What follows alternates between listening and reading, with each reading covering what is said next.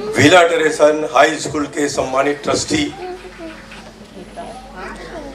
Sister Babita Abraham principal, श्रीमती सुशी शाह बाल अधिकार संरक्षण आयुक्त, सिस्टर संजीता कुजूर अध्यापिका, सिस्टर लीमा रोज प्रशासन अधीक्षक, शिक्षक, अभिभावकगण, हाई स्कूल की होनहार छात्राएं, विला टेरेसा हाई स्कूल के एनुअल डे तथा वार्षिक पुरस्कार दिवस के इस खुशी के अवसर पर आपके मध्य उपस्थित रहकर मैं हर्ष का अनुभव कर रहा हूं। मुझे अपने स्कूल के एनुअल डे की याद आ रही है। मुझे जानकर खुशी हुई कि विला टेरेसा हाई स्कूल अपनी स्थापना के 91 वर्ष पूरा करके 92 वर्ष में प्रवेश कर रहा है और प्रसन्नता इस बात की है कि विद्यालय से जुड़ा हुआ कॉन्वेंट तथा हॉस्टल इस वर्ष स्थापना की शताब्दी वर्ष मना रहा है।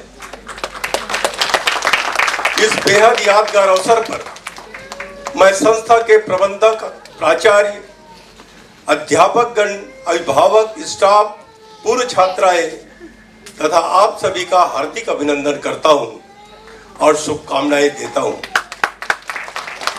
आज का यह दिन इस महान संस्थान के संस्थापक बहनों को कृतज्ञता पूर्वक याद करने का अवसर है।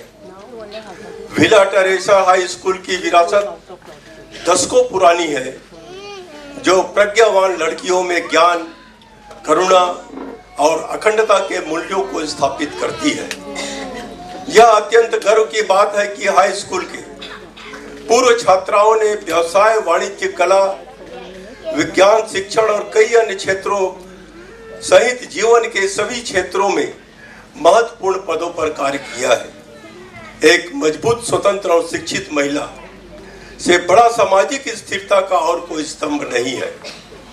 जब एक महिला शिक्षित होती है तो अनेक परिवार शिक्षित होते हैं, समाज का स्तर ऊंचा होता है, देश और भी मजबूत और समृद्ध होता है। विला टेरेसा हाई स्कूल ने महिला सशक्तिकरण के माध्यम से राज्य और राष्ट्र के विकास में अनमोल योगदान दिया है।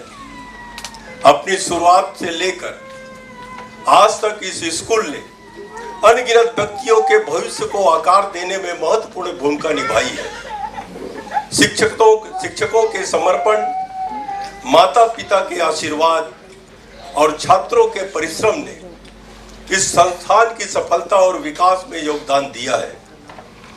हमारी तेजी से बदलती दुनिया में शिक्षा प्रगति की आधारशिला है।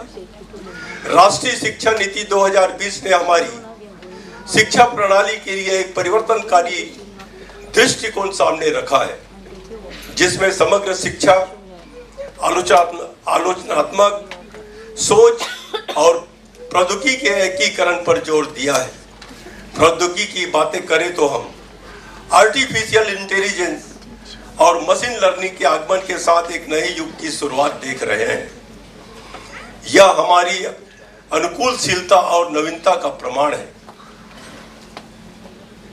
अब हम अपने छात्रों को ऐसे करियर के लिए तैयार कर रहे हैं जो एक दशक पहले अस्तित्व में भी नहीं था। नर्सिंग के क्षेत्र की तरह, जो पूरी तरह से महिलाओं द्वारा चलाया जाता है, अध्यापन कार्य भी पूरी तरह से महिलाओं द्वारा संचालित किया जाएगा। मैं चाहता हूं कि भारत की महिलाएं केवल भारत में ही नहीं बल्कि पूरी दुनिया में शिक्षक बनने की ख्वाहिश रखें। आप यह अवश्य कर सकते हैं। भारत बेहतरीन डॉक्टर, बेहतरीन नर्सेस, बेहतरीन आईटी इंजीनियर पैदा कर रहा है। हम निश्चित रूप से दुनिया के लिए सर्वश्रेष्ठ शिक्षक भी तैयार कर सकते हैं। आज महिलाएं सिविल सर्विसेज परीक्षाओं में टॉप कर रही है। मैं तो जितने भी यूनिवर्सिटी के कॉन्वोकेशन में जाता हूं और देखता हूं कि गोल्ड मेडलिस्ट जो छात्र होते हैं, अगर 40 है तो उसमें 35 महिलाएं रहती है। और एक समय था जब किसी के घर में बच्चों को पढ़ाने के लिए कहते थे तो बोले लड़का तो पढ़ेगा लेकिन लड़की को पढ़ा कर क्या करेंगे, शादी योग्य होगी और शादी करके वो ससुराल चली जाएगी। लड़कियों की तरफ कभी ध्यान नहीं दिया जाता था, लेकिन आज हर परिवार का गौरव जो बढ़ा रहे हैं वो लड़कियां हैं। मैं चाहता हूं कि हमारी बेटियां पूरी दुनिया की स्कूलों में कक्षाओं का प्रबंधन संचालन करें। इस तरह आप भारत को विश्व गुरु बनने में मदद कर सकते हैं। आप जिस नए समाज में कदम रख रहे हैं वह एक उद्यमशील समाज है। आप सभी भारत की आजादी की शताब्दी के साक्षी बनने जा रहे हैं। मुझे विश्वास है कि 2047 तक एक विकसित राष्ट्र होगा।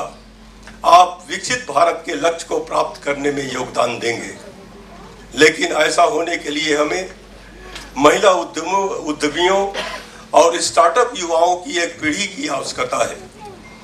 मैं आपसे उद्यमी और बिजनेस लीडर बनने का भी आह्वान करूंगा।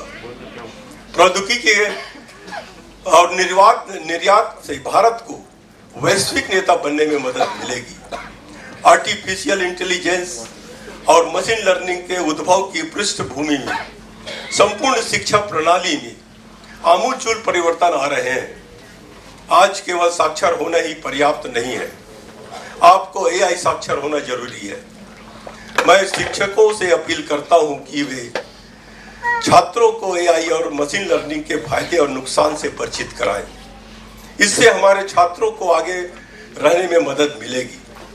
जैसे जैसे हम भविष्य की ओर देखते हैं, हमारे सामने सबसे बड़ी चुनौती हमारे पर्यावरण का संरक्षण है।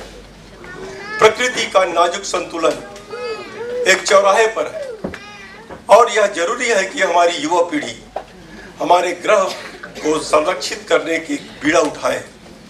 इस प्रयास में आपको एक आवश्यक भूमिका निभानी है। प्लास्टिक का उपयोग कम करना, जल संरक्षण और पेड़ लगाना जैसे सरल कार्य आप सभी कर सकते हैं। सामूहिक रूप से यह कार्य एक महत्वपूर्ण प्रभाव पैदा करते हैं। हमारे प्राकृतिक संसाधनों की सुरक्षा के प्रति आपका उत्साह और प्रतिबद्धता एक स्थायी भविष्य का मार्ग प्रशस्त करेगा। मेरा आप सभी से आग्रह होगा कि लड़कियों को कोई न कोई हॉबी या शौक जरूर रखनी चाहिए। हॉबी केवल अवकाश का गतिविधियां नहीं है, वह तनाव मुक्त होने का और एक सर्वांगीण व्यक्तित्व विकसित करने का साधन है। चाहे वह पेंटिंग हो, संगीत हो, खेल हो या कोई अन्य जुनून हो, ये गतिविधियां तनाव मुक्त के लिए एक आवश्यक आउटलेट और छिपी हुई प्रतिभाओं को खोजने का एक तरीका प्रदान करती है। मैं आपसे छात्रों के बीच भारतीय भाषाओं को बढ़ावा देने का भी आह्वान करूंगा।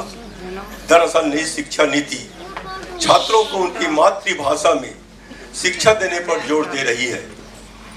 विद्यार्थियों को अंग्रेजी, फ्रेंच, जर्मन आदि विभिन्न भाषाएं अवश्य सीखनी चाहिए, लेकिन उन्हें अपनी मातृभाषा और हमारी राष्ट्रीय भाषा में बोलने के लिए भी सक्रिय रूप से प्रोत्साहित किया जाना चाहिए। दुनिया बदल रही है और आप छात्र इस बदलाव के अग्रदूत हैं।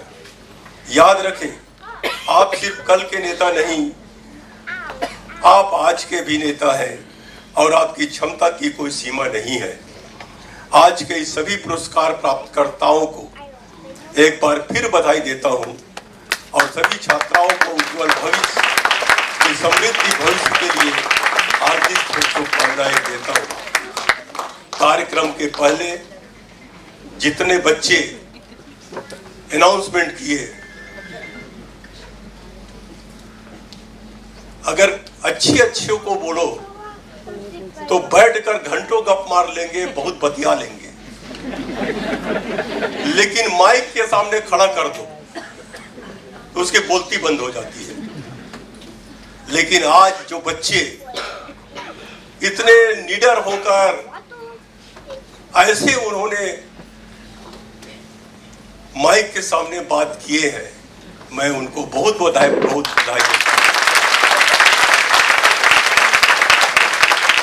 और लगता है कि जितने भी यहाँ पर अनाउंसमेंट में भाग लिए हो आगे जाकर नेता बनेंगे, मुझे विश्वास है।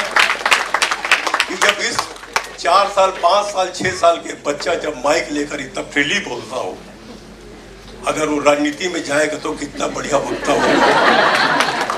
धन्यवाद। जय हिंद, जय भारत।